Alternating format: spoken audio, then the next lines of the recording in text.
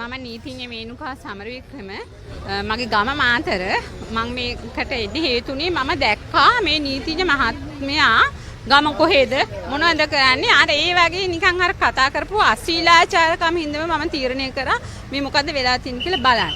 ඊට පස්සේ හොයලා බැලුවම මම දැනගත්තා ඇත්තටම මේ නීති මහත්මයාට ගහලා නැහැ. ඒ වගේ සිදුවීමක් වෙන්න තියෙන ඉඩ සම්භාවිතාවේ බොහෝම අඩුයි. ඒක අපේ මේ අවුරුදු 25ක ප්‍රැක්ටිස් එක තුලම අපි දකිනවා කිසිම නීතිඥයෙකුට ගහන්න අවස්ථාවක් නැහැ මේ ගේට්ටුව ළඟදී.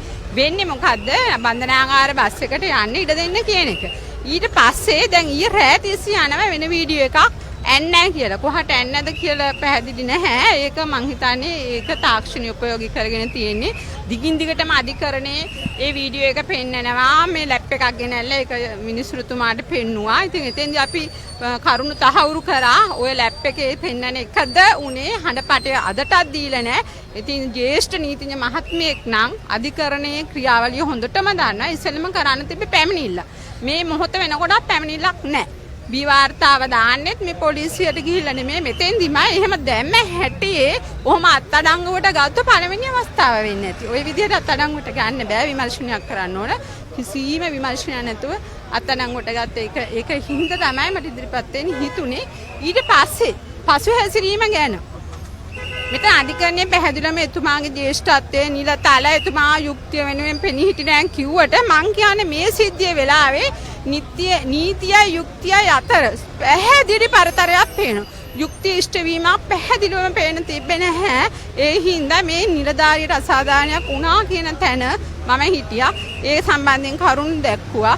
ඒ වගේම මම හිතනවා මේක අර දෙපාර්ශ්ව දෙපැත්තට බෙදිලා මහා යුද්ධයක් යන සමාජය කලබන්න ඕන තත්ත්වයක් නෙමෙයි. ඇත්තටම මෙතන ඇති දෙයක් නැහැ. මේ කරුණුත් නැහැ. ඉස්සෙල්ලා දැමේ 314 වගන්තියයි 316 වගන්තියයි.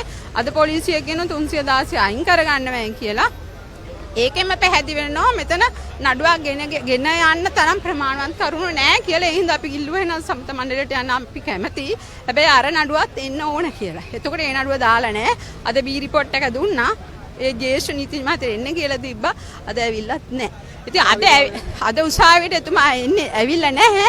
අනිත් නීතිඥවරු පුණා කියනවා එන්නේ නැතු ඉන්නේ නැහැ. පොලිසිය ගුව පැනලා ගිහිල්ලා කියලා. ඉතින් ඒකට විරුද්ධ වුණා. ඇත්තටම මමත් කියන්නේ එතුමාට හැංගෙන්න වැඩක් නැහැ. හරි ජ්‍යෙෂ්ඨ නීතිඥ මහත්මිය නම් මම තනියම කාන්තාවක් විදිහට නැගිටලා කියනවා අර පැත්තට 100ක් විතර ඉන්නවා. ඉතින් එහෙම 100ක් එක එතුමාට නැගිටින්න තිබ්බ විත්ති කූඩුවට නැගලා මේ මම ඔක කරේ නැහැ කියලා පැහැදිලිවම මේ තරම් හඬපට තියේදී මේ තරම් පොලිසිය කියද්දි මේ තරම් කලබීමක් තියේදී නීතිඥ මන්තුරු කිව්වේ එහෙම සිද්ධියක් සිද්ධ වුණේ නැහැ කියලා. ඒ වුණාට පැහැදිලි එහෙම සිද්ධියක් වුණා. මම පැහැදිලිවම කියන්න ඕන මම වුණත් මට තත්ත්වයක් තියෙනවා නම් මම නම්බුකාර විදියට හැසිරෙන මන් දැනගන්න ඕන. මගේ තත්ත්ව රැක ගන්න මන් දැනගන්න ඕන.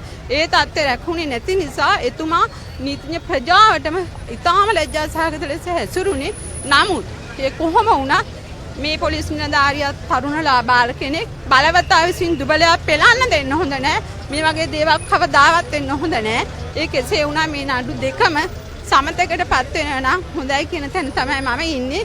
තව ඉස්සරහට මේ මං හිතන්නේ ඊටාම ඉවසීම අපේ ප්‍රජාවේ නැති ඉවසීමෙන් මේක විසඳගමු.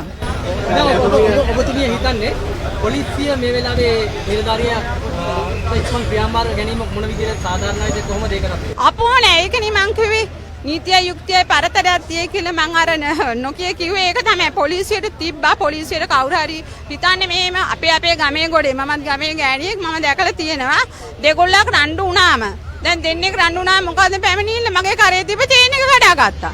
ඊළඟට රණ්ඩු වෙන්නේ මං කොල්ල කෑම. අන්න ඒ වගේ මෙතන පොලිස් නිලධාරිය කිව්වේ වාහනේ පැත්තකට ගන්න. ඒ වුණාට සිද්ධ වුණේ වෙන දෙයක්. පොලිසිය කිසිම විමර්ශනයක් නැතුව තමයි කරුණ වාර්තා කරන්නේ. ඒක වැරදි. කියන්නේ පොලිසිය තමන්ගේ නිලධාරියෝ පෙනී හිටියේ නැහැ. ඒ අවස්ථාවේ පෙනී හිටියේ නැහැනේ. පෙනී හිටිය නම් ඒ අවස්ථාවේ ඒ පොලිස් නිලධාරියා සිරගත වීමක් වෙන්න විදියක් නැහැ. කරුණු කාරණා අධිකරණයට හරියට ගියා නම් ගරු නිසුරුතුමා දෙපැත්තටම අහුම්කම් දෙනවා. අහුම්කම් දෙන්න දෙපැත්තක් තියෙන්න එපානේ. අද දවසේ පොලිසිය ඇසිරීම හොඳයි. අද නම් හොඳයි. අද පොලිසිය හොඳට කරුණු දැක්වා. මොකෝ පොලිසියට අපි සපෝට් එක දෙනවනේ. එතකොට පොලිසිය ඒ මත අපිත් එක්ක එකතු වෙලා පොලිසිය හරි කරුණු දැක්වීමක් වුණා. හරි විදිහට අද ගියා කියලා මං හිතන නඩුවේ කරුණු. දැන් මෙච්චර කාලයක් ජනතාව පොලිසියට විරුද්ධව ඉඳලා දැන් එකපාරට මේ විද්‍යාත්මක ජනතාව පොලිසිය වෙනුවෙන් දෙන්නේ මේක පොලිසිය කොහොමද ගන්න ඕනේ? මං හිතන්නේ පොලිසියටත් හොඳ පාඩමක්. පොලිසිය තේරුම් ගන්න ඕනේ පොලිසිය උනත් හරි දේ කරොත් අපේ ජනතාව මෝඩයෝ නෙමෙයි මිනිසුන්ටත් හොඳ දැනුමක් තියෙනවා. ඒ හින්දා පොලිස් හැසිරීම මීට වඩා හොඳ වෙන්න. හොඳම උදාහරණේ බලන්න ඔය කුඩු නඩු වලට කොයිතරම් තරුණ ප්‍රජාව ගෙනල්ලා දානවද? නීති පොතේ තියෙනවා කුඩු විශාල ප්‍රමාණ කිලෝ ගණන් තියෙනවා ඒවත් එක්ක ඉදිරිපත් කරන. මොන උසාවියටද කුඩුත් එක්ක ඉදිරිපත් කරන. නිකම් කොළ කෑල්ලක් ඉදිරිපත් කළා මෙන්න මේවා වැරදි කියනවා. එහෙමනේ. අනේ ඒ වගේ දේවල් නැතුව පොලිසියත් හොඳ පාඩමක් ඉගෙන ගන්න ඕන. හරි දේ විමර්ශනය කරලා බිය වාර්තා ඉදිරිපත්